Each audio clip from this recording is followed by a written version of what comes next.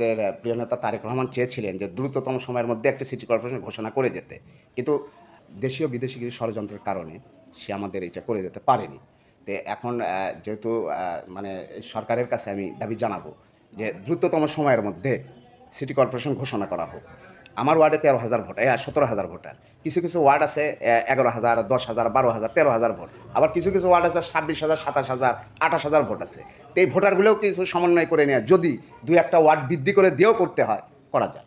এটা যদি করে, এই সরকারকে সাধুবাদ জানাবো যে এইটা বগুড়াবাসীর প্রাণের দাবি। যে এই সিটি কর্পোরেশন দ্রুত বাস্তবায়ন করবে, সরকার দ্রুত বাস্তবায়ন করবে। এটাই সরকারের কাছে আমাদের দাবি। আমরা মানে এক্স কাউন্সিলর হিসাবে এটা আমরা দাবি করব। আমরা দীর্ঘদিন ধরে এই পৌরসভায় কাউন্সিলরই করেছি।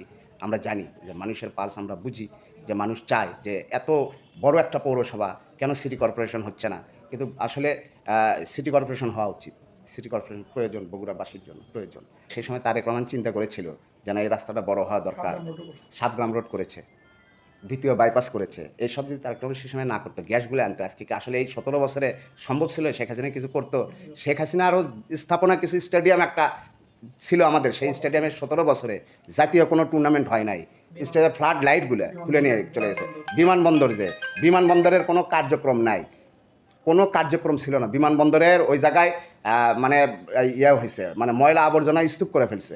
মানে শেখ হাসিনা চায় নাই কখনো যে বগুড়ার উন্নয়ন হবে। তো এখন যেহেতু সুযোগ আছে, বগুড়ার উন্নয়ন এখন হবে। বগুড়াবাসী প্রত্যাশা করে যে বগুড়ার উন্নয়ন হবে, বিএনপি বগুড়ার উন্নয়ন করবে। এটাই আসলে আমার চাওয়া, বগুড়াবাসীর চাওয়া, আমাদের চাওয়া।